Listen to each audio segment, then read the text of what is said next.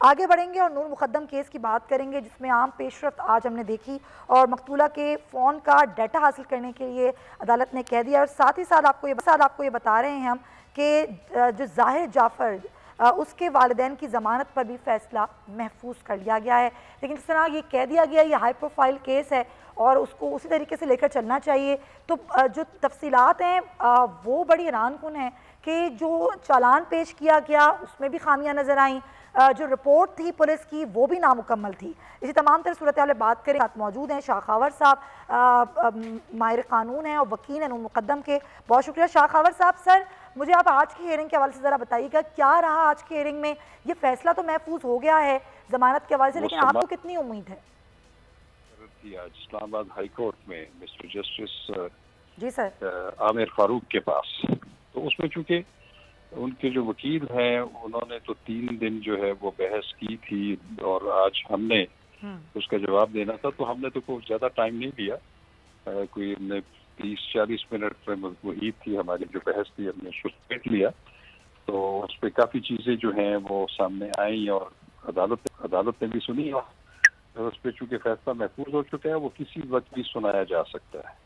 लेकिन उसके साथ साथ आज एक दूसरी जो अहम बात ये है कि जो बाकी जितने भी मुल्ज़मान हैं, चाहे वो ज़ाहिर जाफ़र है, उसके वालिदैन हैं या जितने भी ज़ेर हिरासत हैं, और जो थेरेपी वर्क्स के मालिक और मुलाजमीन जो कि ज़मानत पर हैं, उनकी आज जो है वो ट्रायल कोर्ट में जो है वो पेशी थी, जो कि एडिशनल सेशन जज साहब। और आज वहाँ पे ट्रायल का जो पहला मरहला होता है वो होता है कि चालान की और जो बयानात की कॉपियाँ तकसीम करनी होती हैं मुल्ज़मान में, ताकि वो फिर फर्द जुर्म जब उन पे आयद हो तो उनको पता हो कि उनके खिलाफ क्या फर्द जुर्म आयद हो रही है।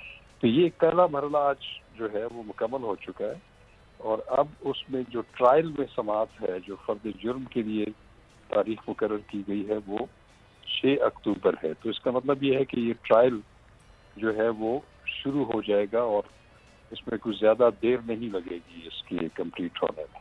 सर, आपने खुद कहा कि चालान आज पेश किया गया, लेकिन ये कानूनी माहिरीन ने जो चालान था, जो पुलिस रिपोर्ट थी, उसमें खामियों की निशानदेही की। ना सिर्फ ये बल्कि एक नामुकम्मल चालान जो है वो पेश किया गया, कहा गया और उस पर भी पॉइंट रेज किया गया। इस हवाले से आप क्या बताएंगे?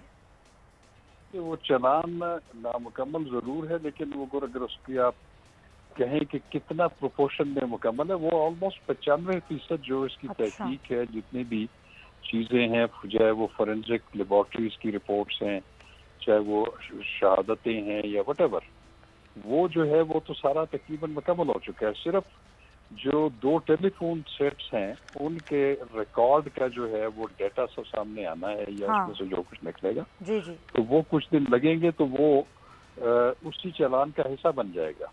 तो लिहाजा जो अभी तक शहादतें हैं या जो भी मटीरियल है या जितनी भी साइंटिफिक बुनियादों पर शहादतें इकट्ठी की गई हैं वो तो तकरीबन मुकम्मल है, सिवाय 1-2 चीज़ों की जो मैंने अभी आपको बता दिया। तो वो काफ़ी है किसी को ट्रायल शुरू करने के लिए। वो जितना भी मवाद मौजूद है, जितनी शहादतें मौजूद हैं, उस पर आसानी से ट्रायल हो सकता है।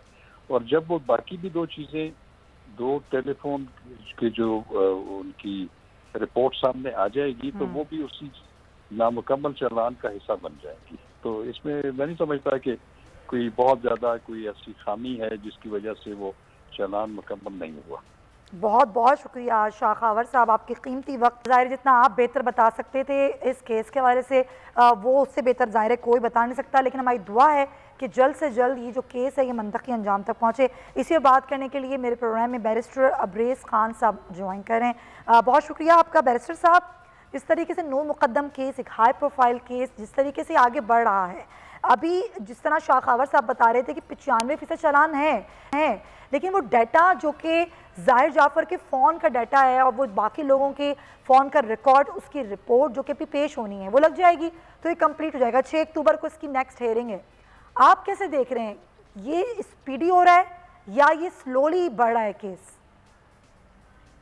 सुमैया, चूँकि इसके अंदर जो इन्वेस्टिगेशन डेरोगेशन स्पेशली अगर चलान की बात की जाए तो 500 से 600 सफ़ात पे मबनी चलान था, लिहाजा जितने अरसे के अंदर इसका चलान जो है वो मुकम्मल किया गया है, मैं ये समझता हूँ कि दिस इज़ अप्रोप्रिएट स्पीड। चूँकि इससे ज़्यादा जल्दी स्पीड में अगर ये करते तो कानूनी तौर पे इसमें बहुत ज़्यादा लूप होल्स रहते, सुकम रहते, जिसका अल्टीमेट जो बेनिफिट है वो अक्यूज पर्सन को चला जाता। आज की जो सुनवाई थी और स्पेशली फैसला भी महफूज कर लिया गया, मुझे कहीं न कहीं ये नज़र आता है कि शायद इनके वालिदैन की जो इस वक़्त ज़ाकिर जाफ़िर है और असमत बीबी हैं, इनकी ज़मानत शायद कोर्ट ऑफ लॉ से आज मंज़ूर कर ली जाए, चूँकि बहुत ज़्यादा इस तरह के डेंट्स थे, डाउट्स थे, जो भी एविडेंसेस कलेक्ट किए, स्पेशली जो कि मुल्ज़िम जो कि इसमें प्रिंसिपल अक्यूज़ था, उसकी अर्ली स्टेटमेंट थी जो एफआईआर के अंदर दी गई और चालान स्टेज पे 161 की स्टेटमेंट थी, उसके अंदर बहुत ज़्यादा डेंट्स थे, डाउट्स थे, सस्पेक्ट्स थे, जिसका अल्टीमेट जो बेनिफिट है इसके वालिदैन को मिल सकता है। दूसरी जो चीज़ थी, चूँकि इसके वालिदैन की हद तक आज ये अपीलें जो थी वो आर्ग्यू की गई थी हाजा हारिस की तरफ से, जिसको अपोज़ किया गया था शाह हावर साहब की तरफ से। उसमें जो उनकी हद तक ऑफेंसेस एट्रीब्यूट किए गए हैं वो सेक्शन 201 है और 176 है कि आप किसी भी मुल्ज़िम को जिसने कोई ऑफेंस कमिट किया है। सब्सक्राइब करें और बेल दबाएं ताकि कोई खबर रह न जाए।